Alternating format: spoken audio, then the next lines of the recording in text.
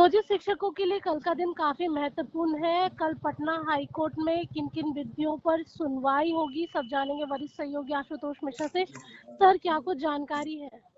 बिल्कुल, नियोजित शिक्षक 13 मार्च का बेसब्री से इंतजार कर रहे हैं, चूंकि 13 मार्च को उम्मीद है कि पटना हाई कोर्ट उनके भाग्य का फैसला करेगा। उनकी जो जो डिमांड है सरकार से, वो मांग जायज है या नाजायज है, इस बात का डिसीजन पटना हाई कोर्ट कर सकता है। और नियोजित शिक्षक दमदार तरीके से पटना हाई कोर्ट में अपना पक्ष रखने वाले हैं। इसके लिए नियोजित शिक्षकों के जो नेता हैं, आनंद कौशल हो या फिर प्रदीप कुमार पप्पू हो या बाकी लोग हों, तमाम लोग लगे हुए हैं और सुप्रीम कोर्ट के बड़े से बड़े वकील को लाने की कोशिश हो रही है। आनंद कौशल ने एक स्टेटमेंट दिया है।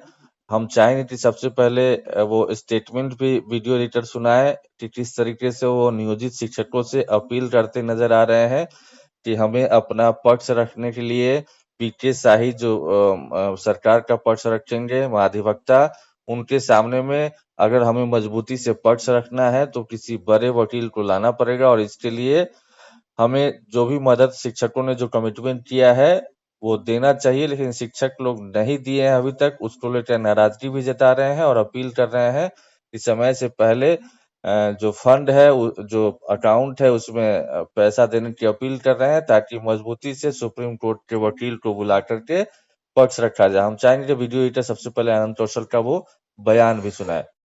बिहार के तमाम शिक्षक भाई बहन को आनंद कौशल का क्रांतिकारी प्रणाम। सीधे पटना से लगातार हम लोग डटे हैं और आप लोगों का जो संघर्ष है उसको आगे बढ़ा रहे हैं। न्यायालय में भी संघर्ष है।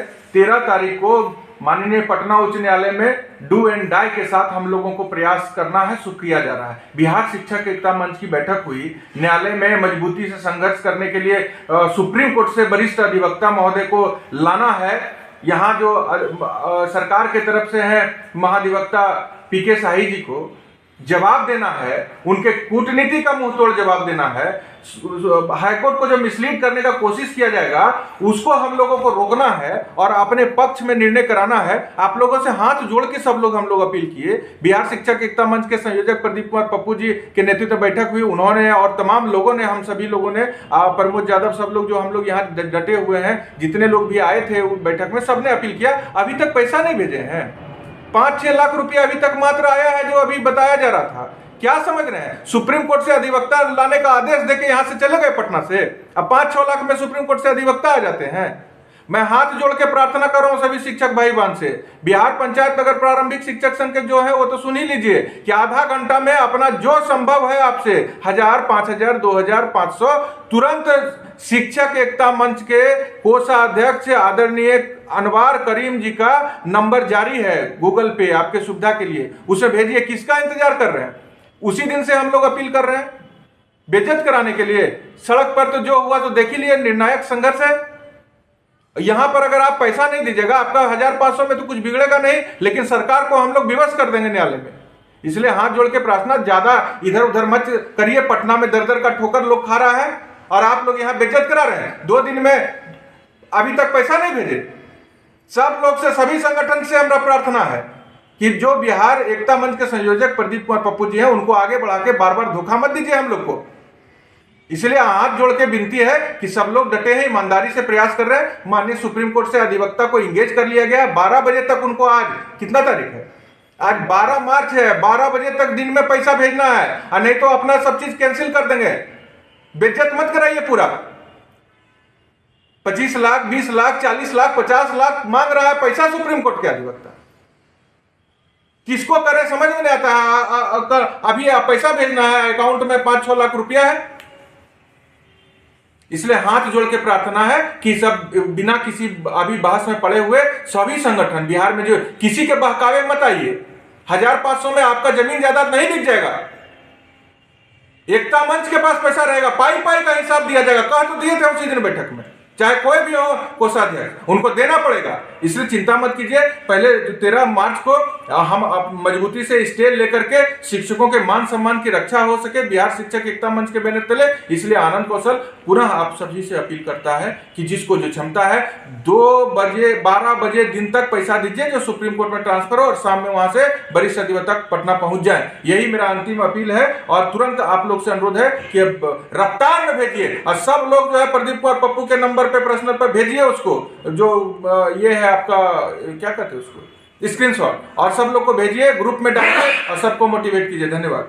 अब आनंद कौशल की तरफ से जो अपील की जा रही है वो नियोजित शिक्षक जरूर सुन लिए होंगे। किस तरीके से वो नियोजित शिक्षकों से मांग कर रहे हैं कि वो अपना अपना योगदान दे ताकि सरकार से मजबूती से लड़ाई लड़ी जा सके कोर्ट में। अब रही बात कि कोर्ट में कल क्या हो सकता है, किन किन चीजों पर डिसीजन हो सकता है। सबसे पहले तो ये होगा कि कोर्ट में कल सुनवाई तभी होगी जब इस केस का नंबर आएगा। सबसे पहले वहीं पे बात होती है, नंबर आएगा, अगर सुनवाई होती है तो फिर इसी केस में पिछले दिनों हाई कोर्ट ने, चूंकि तारीख 13 मार्च को निर्धारित है, तो उससे पहले सरकार से, शिक्षा विभाग से जवाब मांगा था कि आपका पक्ष क्या है। खास तौर पर जो नौकरी जो के पाठक की अध्यक्षता में बनी कमेटी ने जो कहा था कि जो जितने मौके दिए जा रहे हैं सक्षमता परीक्षा के लिए, अगर उनमें से एक बार भी पास नहीं होते हैं कोई भी नियोजित शिक्षक या फिर परीक्षा में नहीं बैठते हैं तो उनकी सेवा समाप्त कर दी जाएगी। ये उस कमेटी ने सरकार को अपनी अनुशंसा भेजी थी, सरकार ने इस पर डिसीजन नहीं लिया था। शिक्षा मंत्री ने, हालांकि या बाकी लोग, डिप्टी सीएम ने भी मौखिक रूप से जरूर कहा था कि हम किसी की नौकरी नहीं लेने जा रहे हैं। फिर भी रिटेन वे में हाई कोर्ट ने सरकार से या शिक्षा विभाग से पक्ष रखने को कहा था कि आपका मंतव्य क्या है। तो रिटेन वे में मंतव्य शिक्षा विभाग ने दे दिया है, हलफनामा दे दिया है, शपथ पत्र दे दिया है कि हम किसी की नौकरी लेने नहीं जा रहे हैं। तो अब एक चीज पर क्लियरिटी आ गई, उस पे हाई कोर्ट कल क्या कमेंट करता है वो भी हम बताएंगे जब कल सुनवाई होगी। इसके अलावा सक्षमता परीक्षा बिना शर्त राज्यकर्मी का दर्जा देने की मांग इन लोगों की तरफ से की गई है। तो सक्षमता परीक्षा हो चुकी है, तो 2.5 लाख परीक्षा में बैठ भी चुके हैं नियोजित शिक्षक। तो पटना हाई कोर्ट को यह भी देखना है कि क्या इस परीक्षा को रद्द करता है पटना हाई कोर्ट, इस पर भी डिसीजन होने वाला है। इसके अलावा ट्रांसफर को लेकर, ऐच्छिक स्थानांतरण को लेकर या जो जहां है वही रहने दिया जाए, इसको लेकर भी बिंदुवार पटना हाई कोर्ट में नियोजित शिक्षकों की तरफ से अपील की गई है और सरकार से मांग की गई है। इस पर भी पटना हाई कोर्ट को फैसला लेना है कि क्या ये मुमकिन है, क्या ये मांग जायज है या नाजायज है, क्या सही है क्या गलत है। इस पर भी सरकार को पटना हाई कोर्ट को डिसीजन लेना है और इन्हीं सारे मसलों पर दोनों पक्षों के बीच में बहस होगी। दोनों पक्ष अपनी अपनी दलील देंगे, दोनों पक्ष अपने आप को सही साबित करने की कोशिश करेंगे। अब पटना हाई कोर्ट को, ऑनरेबल जज साहब को क्या सही लगता है क्या गलत लगता है, ये तब पता चलेगा जब सुनवाई होगी। तो देर शाम जब सुनवाई खत्म हो जाएगी, जो जो चीजें होगी जरूर हम एक वीडियो बनाएंगे और साझा करेंगे। फिलहाल 13 मार्च का दिन इसीलिए नियोजित शिक्षकों के लिए अहम है क्योंकि 13 मार्च को पटना हाई कोर्ट में नियोजित शिक्षकों के तमाम मुद्दों पर, मसलों पर सुनवाई होने वाली है। स्नेहा, तो देखिए कल का दिन काफी अहम होगा नियोजित शिक्षकों के लिए। सारे शिक्षकों की नजर भी बनी हुई है और क्या कुछ फैसला आता है इस पर भी निगाहें टिकी हुई है। तमाम जानकारी के लिए बहुत बहुत शुक्रिया सर।